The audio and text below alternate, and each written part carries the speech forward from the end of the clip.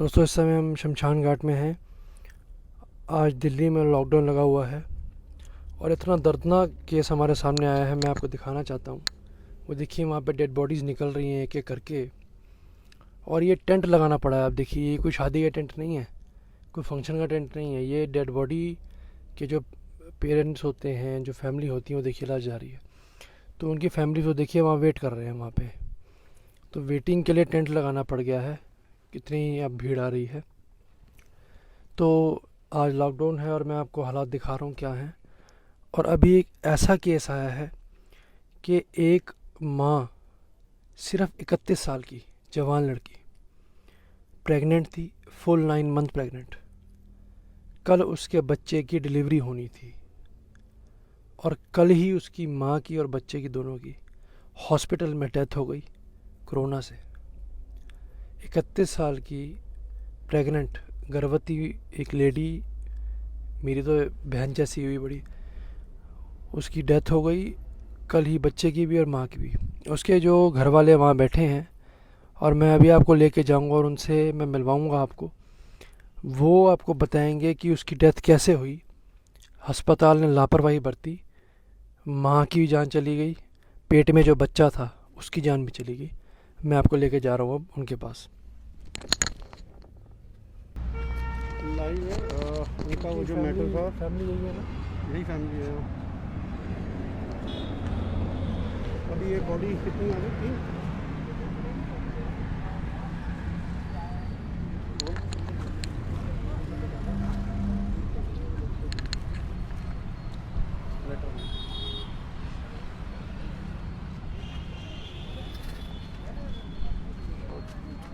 Covid के इस दूसरे और भयंकर समय में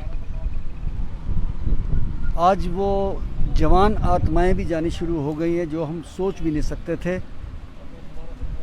और कई जगह हमने इंसानियत को तार तार होते देखा। मेरे पास बहुत सारी आज डेड बॉडीज़ जो हमारे सीमापुरी शमशान घाट में आई हैं। लगभग सुबह से अभी मेरे को लगता है 2 बजने वाले हैं और 30 के करीब डेड बॉडी आ चुकी हैं और 10 से 15 और आने की संभावना है। मैं सुन के हैरान रह गया जब मुझे बहुत से परिवारों ने बताया कि उनके परिवार वाले जब हॉस्पिटल में थे तो किसी ने पानी नहीं पूछा, उनको पानी के लिए तरसते रहे। और एक बहन जी ने भी मुझे बताया कि जो डेड बॉडीज़ वहाँ से क्योंकि जिनके भी पेशेंट वहाँ हैं तो सब ने अपने पति को, पिता को, भाई को, बच्चों को मोबाइल दे रखा है वहाँ पे ताकि कभी कभी बात कर सकें। लेकिन डेथ होने के बाद मोबाइल कहाँ गए सबके?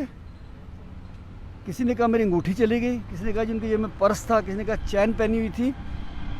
मुझे लगता है आज के इस समय में, इस भयंकर समय में भी कुछ लोग मानवता से गिर के, इंसानियत से गिर के अपनी उस गंदी ज़मीर को दिखाने का प्रयास कर रहे हैं जिसका गंदा असर जा रहा है। और आज शहीद भगत सिंह सेवा दल अपनी सेवा पे लगा हुआ है।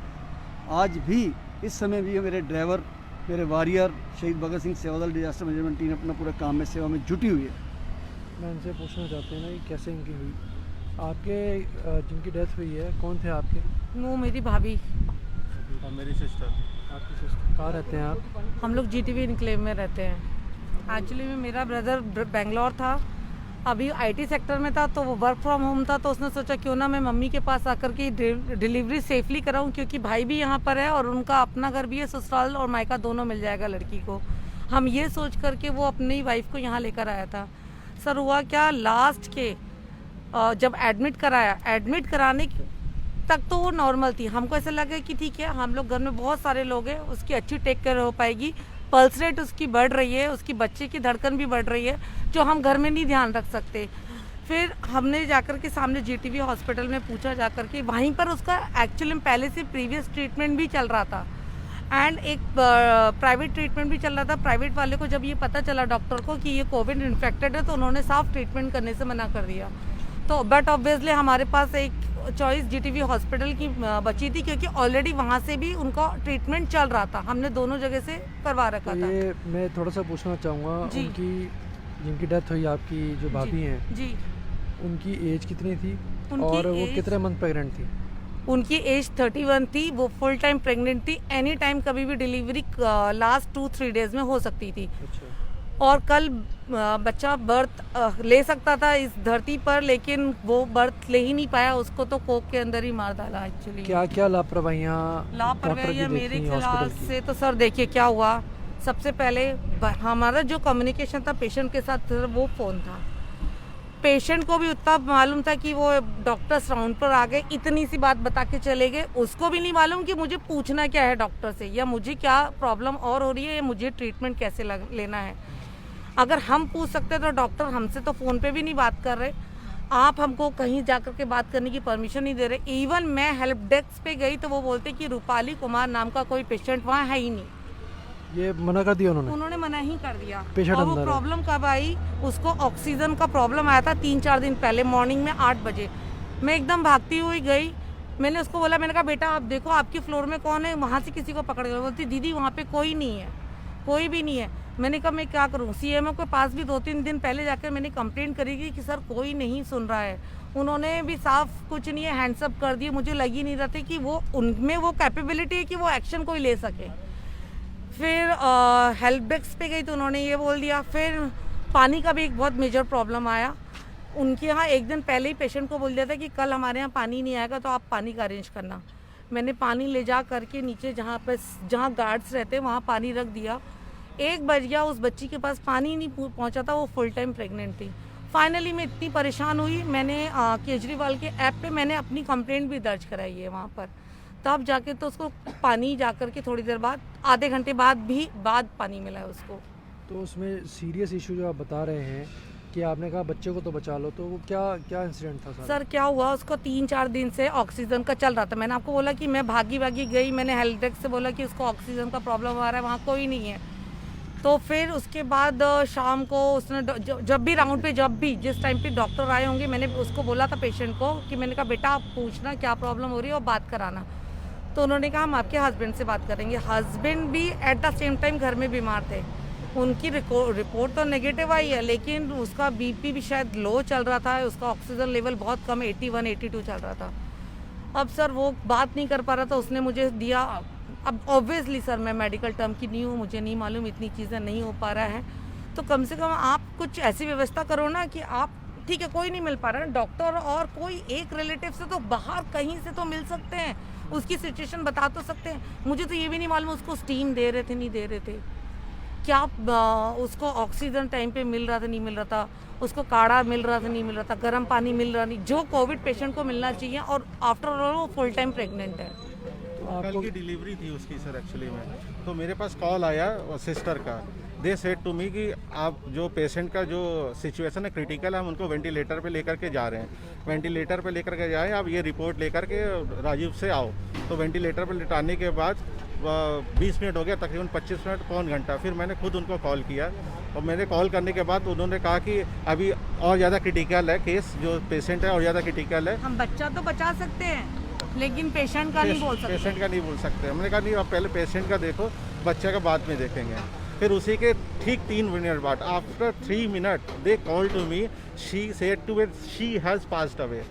वी मतलब हमने several time we requested to her that sir check. हमने 3 बार ECG चेक ऑलरेडी कर लिया है। I have taken check 3 time ECG। After that we are sir declaration. एक सैंपल कल उन्होंने मुझे उन्होंने ऐसा चेक बोला करने के लिए राजीव गांधी हॉस्पिटल के लिए दिया था। जो पेशेंट वो था वो पहले ही सैंपल 10 मिनट बिफोर ही वो पास्ड अवे हो चुका था।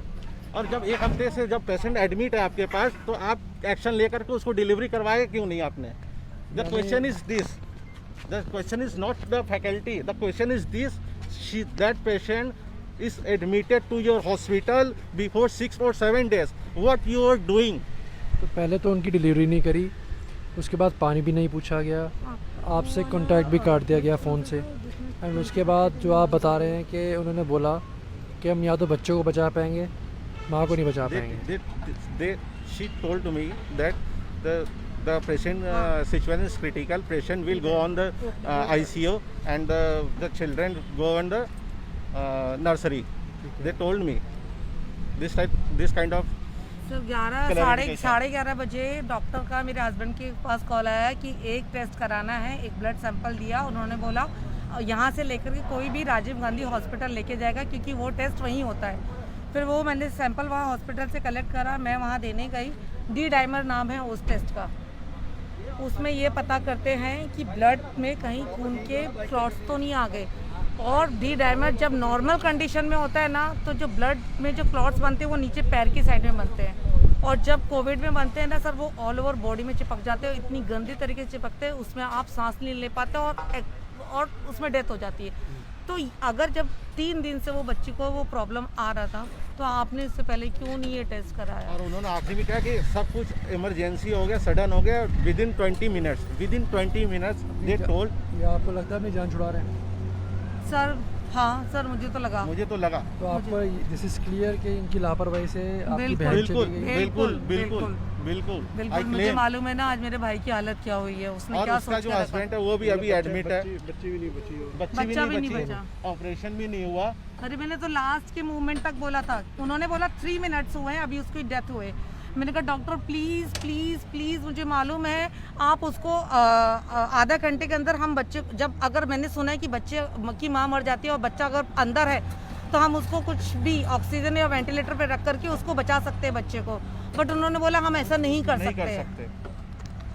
तो it is a very clear case के हॉस्पिटल जो है यहाँ पर गुरु तेग बहादुर हॉस्पिटल, राइट? जी, GTB hospital. GTB Guru Tegh Bahadur hospital which is a Delhi government hospital. वहाँ पर एक जवान बच्ची जिसकी 31 साल उम्र, उसका बच्चा उसके पेट में जो 9 महीने का, पहले उनकी डिलीवरी नहीं की गई, उन्हें कोविड था। उसके बाद जैसा कि इन्होंने बताया कि फ़ोन से कनेक्शन काट दिया गया, इनकी आपस में बात नहीं हो पाई, फिर पानी तक नहीं पूछा गया। इतने बड़े हॉस्पिटल में खाना भी देते थे, 8 बजे देकर आती थी वो, और रात को 11 बजे खाना पहुंचता था उसके पास। वो भी कितनी बार मेरी गार्ड से बहस हुई है, मैंने कहा वो फुल टाइम प्रेग्नेंट है, कुछ तो ह्यूमैनिटी रखो। She was my friend also, she was sister also. इतना बुरा हाल कर रखा है जी, लापरवाही से आज 2 जानें चली गई एक घर के अंदर। मैंने ये भी बोला आप बस डॉक्टर अगर फोन पे भी पेशेंट के जो भी है रिलेटिव्स, उनको बात करके भी गाइड कर देना कि ये चीज़ हम लोग वेट कर रहे हैं, हमको करना है क्या है, हम ब्लैंक खड़े, और स्टिल आज भी मैं मेरे भाई के लिए ब्लैंक आप खड़ी। चाहते हैं एक्शन होना चाहिए हॉस्पिटल के खिलाफ? बिल्कुल एक्शन होना चाहिए, आई नीड एक्शन। आपके सामने मेरे पास डॉक्टर्स के फ़ोन नंबर भी है जिन्होंने वो फ़ोन करे थे। We will take that information from you, और इसके ऊपर एक्शन लेना बनता है। एक परिवार की 2 जानें इकट्ठी चली गई, और it is due to the carelessness of doctor. 7 days. In that 7 days, you have not अरे one सिर्फ single आप time that एक you ही can चीज़ बोले take जा रहे थे, take cesarean. एक ही चीज़ कि इस बच्चे की धड़कन बढ़ रही है, बच्चे की धड़कन बढ़ रही है, वो नॉर्मल हो जाए तब हम ऑपरेट करेंगे बच्चे। अरे एक आध बताओ, 24 घंटे आपके पास ब्लड प्रेशर वाले भी स्पेशलाइज्ड होते हैं, आपने वो टीम क्यों नहीं बुलाई, आपने वो क्यों नहीं करा वो चीज़ें? तो it is very clear from what they are saying कि इनकी केयरलेसनेस थी, डॉक्टर्स की नेग्लिजेंस थी। ना तो डिलीवरी की गई, 7 दिन रखा रहा उनको, कोविड पॉजिटिव वो थे, पानी नहीं पूछा गया, खाना नहीं पूछा गया। प्रेग्नेंट माँ जो 9 महीने से प्रेग्नेंट हो, उसका ख्याल नहीं रखा गया। फ़ोन से कांटेक्ट करते थे ये, क्योंकि वो आइसोलेशन में थी हॉस्पिटल में, तो उस फ़ोन से जो उनका कांटेक्ट था वो भी हट गया। और इनको ये बताया गया कि जी, जब इन्होंने पूछा कि मेरी बहन का क्या हुआ, बच्चा हुआ, बेटा हुआ, बेटी हुई कुछ, उन्होंने कहा जी कोई डिलीवरी नहीं हुई, उनकी मौत हो गई है। इन्होंने कहा बच्चे को बचा लो, क्योंकि डॉक्टर ने बोला था कि हम बच्चे को बचा सकते हैं, माँ को नहीं। लेकिन उन्होंने बच्चा भी नहीं बचाया, माँ की भी डेथ हो गई, बच्चे की भी डेथ हो गई, आपके सामने है। अगर नॉर्मल लापरवाही से हुई है सरकारी हॉस्पिटल के। नॉलेज नहीं है या सोर्स नहीं है, तो वो क्या करे अपने पेशेंट के लिए? एंड ये तो नॉर्मल वेल एजुकेटेड फैमिलीज हैं। वो तो मुझे आज सर यहाँ दिख गए, तो मैंने सर से पूछा कि सर इस आपने ये कार्ड पहना हुआ, इसका मतलब क्या है? मैंने पूछा सर आप हमारी हेल्प कर पाएंगे? तो उन्होंने बोला फॉर श्योर। तब तो मेरे को ये सर से इतनी बात है, मैंने कहा सर आप किस तरीके की हेल्प कर सकते हैं? आप ऐसी हेल्प कर सकते हैं जैसे अभी मेरी भाभी के साथ तो ये हो गया। आपने क्रीमेशन इनका हो गया यहाँ पे?